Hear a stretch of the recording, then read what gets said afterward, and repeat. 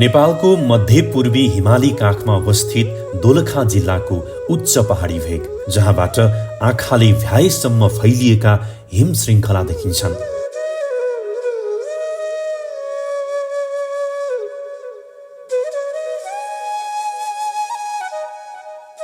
कुहिरोको घुम्टो ओढेका हरिया पाटनहरू, टाढासम्म देखिने हिम श्रृङ्खला, चिसो हावा र शान्त वातावरणले यहाँ पुग्ने जो कोहीको मन लोभ्याउँछ।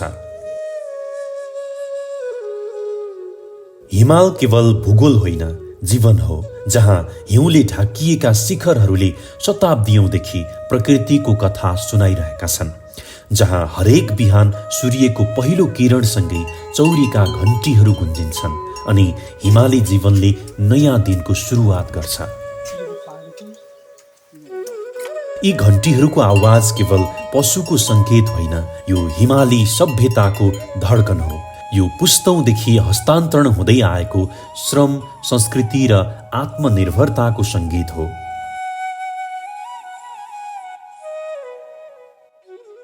दोलखाका हिमाली परिवारका लागि चौरी पालन केवल एउटा पेशा मात्र होइन, यो हिमाली समुदायको संस्कृति, पहिचान र जीवन धान्ने आधार हो। यी उच्च हिमाली भेगमा बस्ने गोठालाहरूको दिनचर्या निकै कठिन, कष्टकर तर उत्तिकै रोचक हुन्छ। जब पूर्वबाट हिमालका टाकुराहरूमा सुनौलो किरण पर्न थाल्छन्, तब गोठालाहरूको दिन सुरु हुन्छ। बिहानको कठ्याङ्ग्रिने चिसोमा ससाना ढुङ्गा तथा पालले छाएका गोठहरूबाट धुवाँको मुस्लो निस्किन थाल्छ।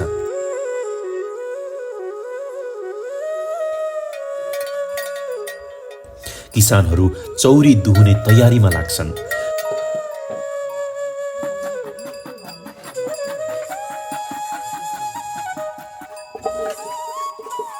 चौरीको दूध सङ्कलन गर्नु, त्यसलाई तताएर दही जमाउनु र परम्परागत ठेकीमा मथेर सुगन्धित घिउ निकाल्नु उनीहरूको दैनिकी हो। यही चौरीको दूधले घर चलायो, यही घिउ र छुर्पीले सन्तानलाई विद्यालय पुर्यायो, यही गोठले हिमाली बस्तीलाई जीवित राख्यो। तर आज यही हिमालमा एउटा मौन परिवर्तन भइरहेको छ। हिमाल उस्तै छन् तर हिउँ उस्तै छैन, खर्क उस्तै छन् तर हरियाली उस्तै छैन। चौरीका घन्टीहरू अझै बज्छन् तर तिनको स्वर पहिले जस्तो बाक्लो छैन। दोलखाको उत्तरी हिमाली भेग, विशेष गरी गौरीशङ्कर गाउँपालिका, बिगु गाउँपालिका, कालिम्चोक गाउँपालिका तथा जिरी नगरपालिकाका उच्च हिमाली खर्कहरू नेपालकै महत्त्वपूर्ण चौरी पालन क्षेत्रका रूपमा परिचित छन्।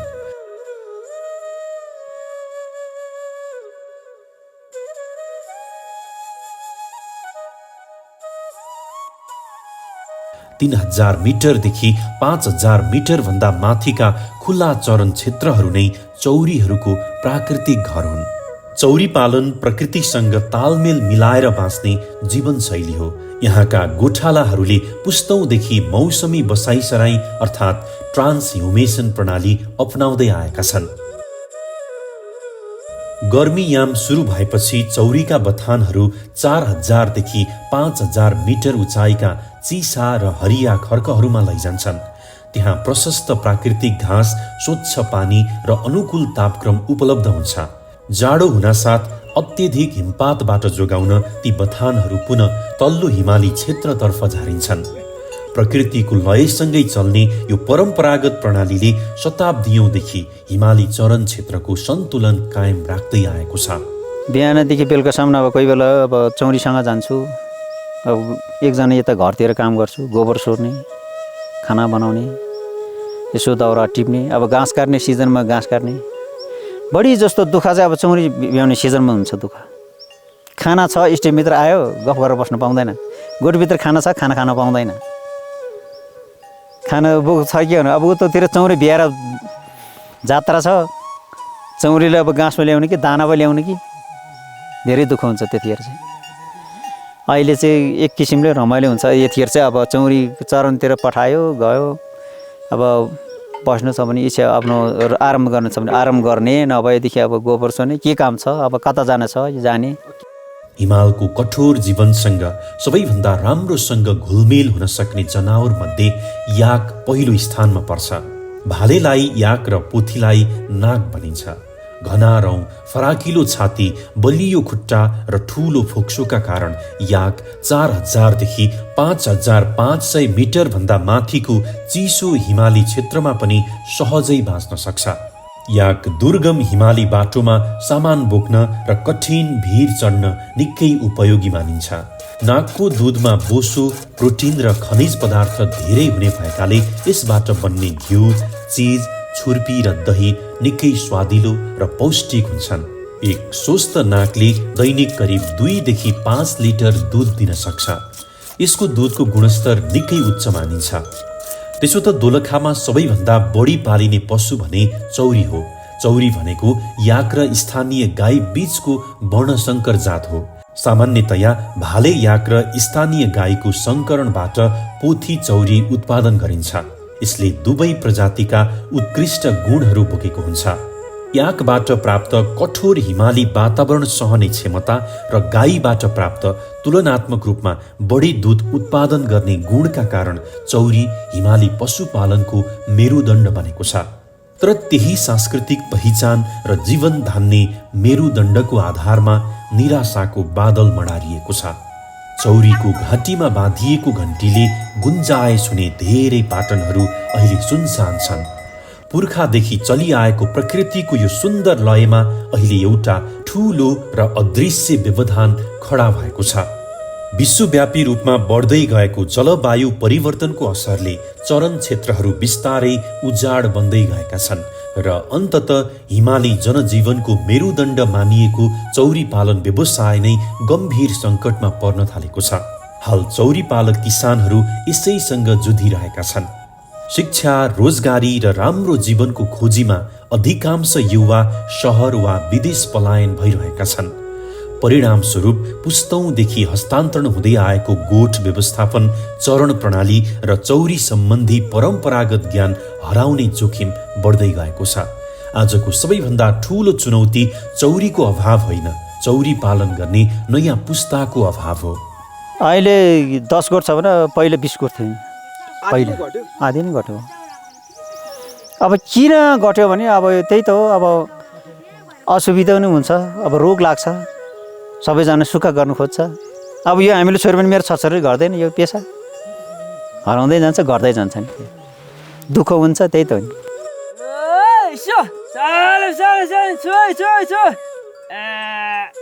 यी किसानहरूका लागि चौरी सुख दुःखको साथी हो, परिवारको अभिन्न सदस्य जस्तै हो र आर्थिक कमाईको मुख्य स्रोत हो।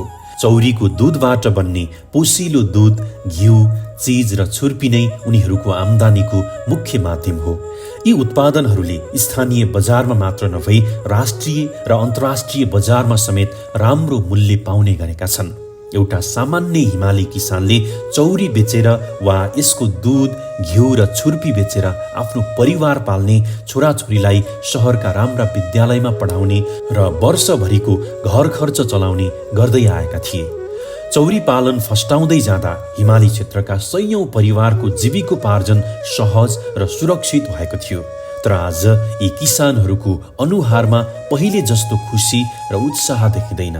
उनीहरूको थाप्लोमा चिन्ताको एउटा ठूलो र गरौँ भारी थपिएको छ।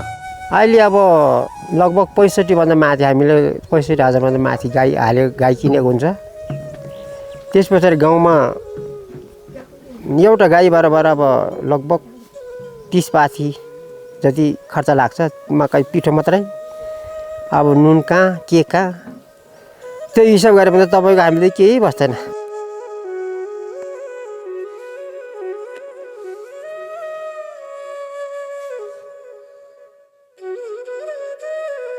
पशु सेवा विभागका अनुसार दोलखा जिल्लामा विक्रम सम्वत 2075-76मा याक, नाग र चौरीको जनसङ्ख्या 5050 रहेकोमा हाल यो सङ्ख्या घटेर करिब 3000मा झरेको छ। यसले एउटा सिङ्गो संस्कृति, परम्परागत अर्थतन्त्र र हिमाली पहिचान लोप हुन लागेको डर लाग्दो सङ्केत दिएको छ। यसरी सङ्ख्या घट्नुमा जलवायु परिवर्तन, नयाँ रोगको सङ्क्रमण, चरन खर्कको क्षयीकरण, न्यून आम्दानी र युवा पलायन मुख्य कारण बनेको छ। विश्वभर बढ्दो तापक्रम र बदलिँदो जलवायुले हिमाली पशुपालनलाई नयाँ चुनौती दिइरहेको छ। याक र चौरीको आनुवांशिक संरक्षण, वैज्ञानिक प्रजनन व्यवस्थापन र जलवायु अनुकूल पालन प्रणाली विकास गर्नु आजको प्रमुख आवश्यकता बनेको छ। जलवायुको प्रत्यक्ष प्रभावले यी उत्पादनहरूमा भारी गिरावट आएको छ। एकातिर उत्पादन घट्नु र अर्कोतिर उत्पादन भएका सामग्रीको पनि उचित बजार र मूल्य नपाउँदा किसानहरू निरन्तर आर्थिक घाटामा परिरहेका छन्। यही निराशाका कारण कतिपय किसानहरूले पुस्तौँदेखिको आफ्नो प्यारो पेसा नै छाड्नुपर्ने दर्दनाक बाध्यता आइपरेको छ। त्यसो त जलवायु परिवर्तनको असरले पृथ्वीको तापक्रम दिनानुदिन बढ्दै गइरहेको छ र यसको सबैभन्दा प्रत्यक्ष र क्रूर असर हाम्रा संवेदनशील हिमाली क्षेत्रहरूमा परिरहेको छ। पहिले पहिले हिउँद सुरु हुने बित्तिकै अर्थात् मङ्सिर पुस महिनामै हिमालहरू हिउँको सेतो च्यादरले ढाकिन्थे। पाटनहरूमा बाक्लो हिउँ जम्थ्यो, जसले गर्दा वसन्त ऋतु आउँदा त्यो हिउँ बिस्तारै पग्लिएर जमिनमा पर्याप्त चिस्यान पैदा गर्थ्यो। जमिनभित्र रहेका रैथाने घाँसका बिउहरू सहजै अङ्कुरित हुन्थे र पाटनहरू हरिया, रसिला र पोसिला घाँसले भरिन्थे। तर अहिले हिउँदको समयमा हिउँ पर्दैन। हिमालहरू काला पत्थर जस्ता देखिन थालेका छन्। जब हिउँ पर्छ तब मौसममा अर्थात् फागुन चैतमा आएर भारी हिमपात हुन्छ, जसले फाइदा भन्दा बढी क्षति पुर्याउँछ। पनि घाँस त्यति राम्रोसँग नपालाउने हो, त्यस्तो छ अलिक।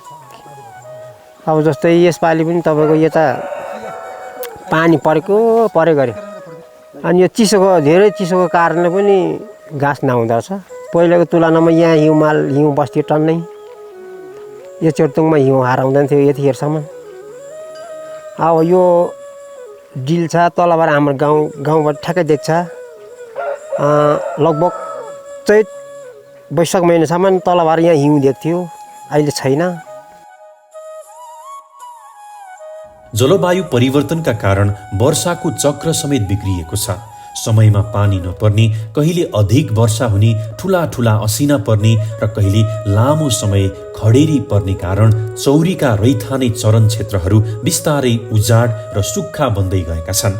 घाँस राम्रोसँग पलाउन नपाएपछि र पाटनहरू सुक्दै गएपछि चौरीहरूलाई चरणको ठूलो समस्या परेको छ। दिनभरि भिराला पहाडहरूमा हिँड्दा र भौतारिँदा पनि चौरीहरूले पेटभरि घाँस पाउन छाडेका छन्। यसको सीधा असर उनीहरूको दूध उत्पादनमा परेको छ। पहिले एउटा चौरीले जति दूध दिन्थ्यो अहिले त्यसको आधा पनि दिन छाडेको छ। दूधको उत्पादन घटेपछि घिउ र छुर्पीको उत्पादन पनि स्वत घट्ने नै भयो। त्यस्तै हिमालका काखमा रहेका प्राकृतिक पानीका मुहानहरू, पुराना कुवा र पानी सङ्कलित क्षेत्रहरू बिस्तारै सुक्दै गएका छन्।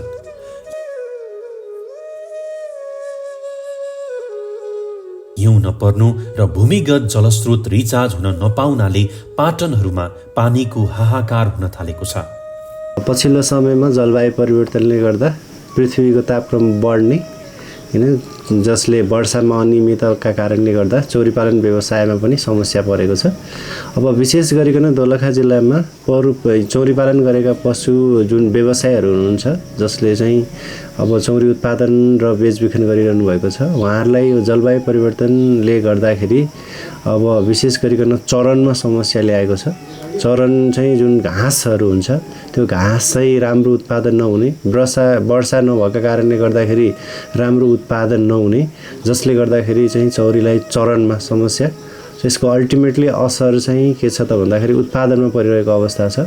जुन चौरीको मुख्य उत्पादन भनेको दुध हो, जसबाट चाहिँ हामीले घिउ बनाइन्छ, जसको चाहिँ उत्पादन चाहिँ राम्रो बजारमा राम्रो मूल्य पाउँछ। जुन जलवायु परिवर्तनले असरले गर्दाखेरि अब जुन उत्पादनमा कमी ल्याउँछ, जसले गर्दाखेरि चाहिँ चौरी पालन व्यवसायहरू चाहिँ अब पलायन हुनुपर्ने अवस्थामा सिर्जना भएको अवस्था छ। जलवायु परिवर्तनले केवल मौसम र घाँस मात्रै बदलेको छैन, यसले हिमाली पारिस्थितिक प्रणालीको चक्रलाई नै खलबल्याइदिएको छ। पहिले उच्च पहाडी र हिमाली क्षेत्रमा निकै चिसो हुने भएकाले विभिन्न किसिमका भाइरस, ब्याक्टेरिया र परजीवीहरू बाँच्न सक्दैनथे। त्यसैले चौरीहरू प्राय स्वस्थ रहन्थे र उनीहरूमा रोगको प्रकोप निकै कम हुन्थ्यो।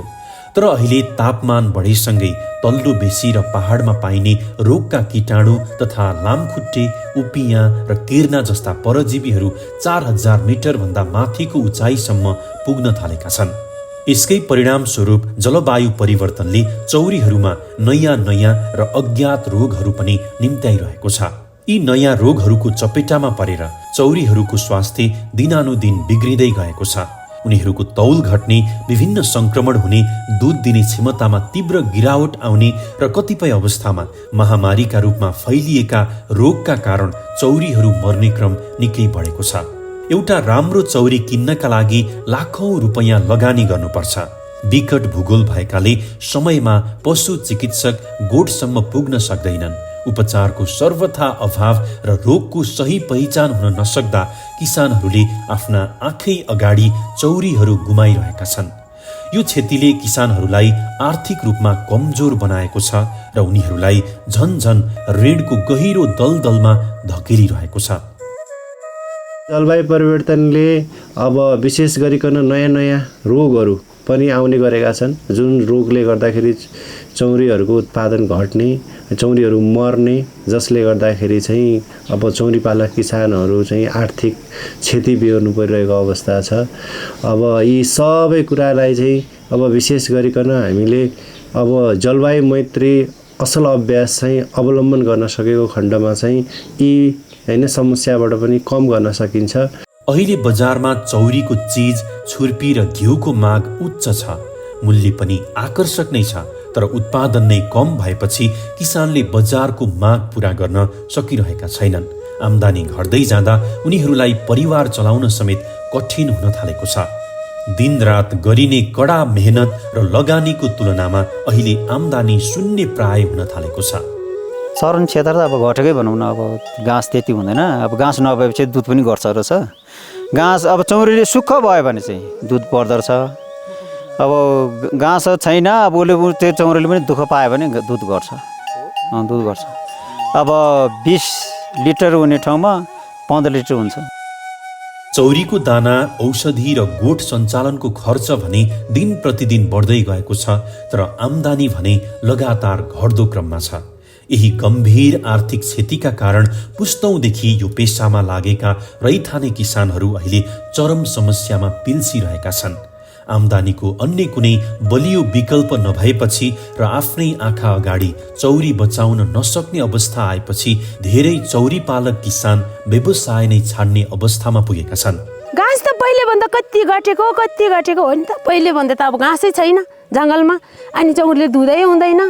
पहिले हुँदा त अब अस्ति हामीले ल्याएको बोलीबाट त एकै दिनमा कति दुध बढ्छ, अनि बोलीदेखि त दिनको 4-5 लिटर घट्छ। अब त्यो घाँस नभएपछि घट्ने त हो नि। दिनो दुध घट्छ, त्यही घाँस नभएर दुःख बेसी भएर।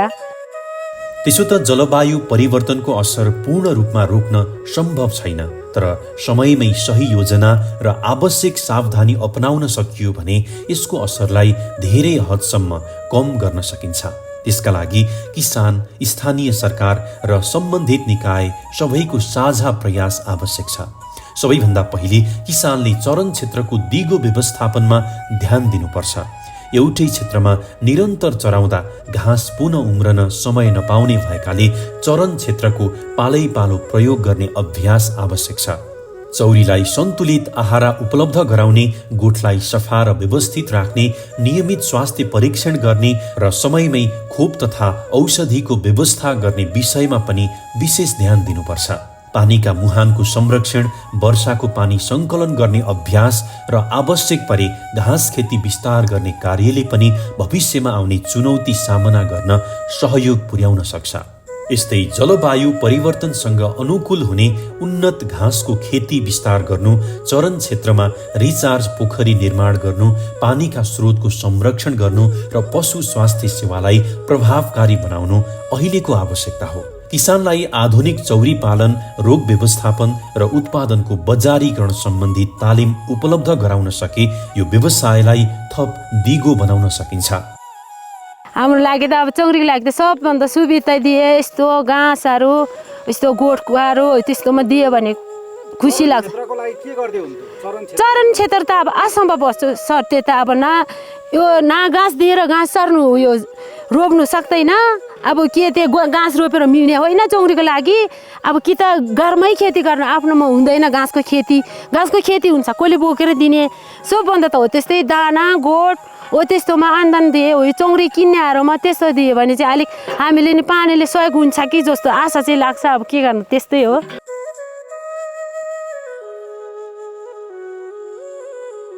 सरकारले पनि हिमाली क्षेत्रमा चौरी पालनलाई संरक्षण गर्ने स्पष्ट नीति अघि बढाउन आवश्यक छ।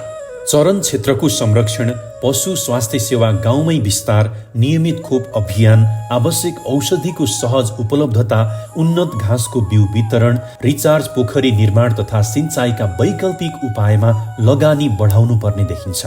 साथै घिउ, छुर्पी लगायत चौरीजन्य उत्पादनको प्रशोधन, भण्डारण र बजारीकरणका लागि आवश्यक पूर्वाधार निर्माण, सहुलियत ऋण, बीमा सुविधा र उचित मूल्य सुनिश्चित गर्न सके किसानलाई ठूलो राहत मिल्नेछ। जलवायु परिवर्तनको चुनौतीसँग जुझ्न एक पक्षको प्रयास मात्र पर्याप्त हुँदैन। किसानको अनुभव, विज्ञको ज्ञान र सरकारको नीति एकै ठाउँमा जोडिन सके मात्र हिमालको काखमा पुस्तौँदेखि चल्दै आएको चौरी पालन व्यवसायलाई जोगाउन सकिन्छ।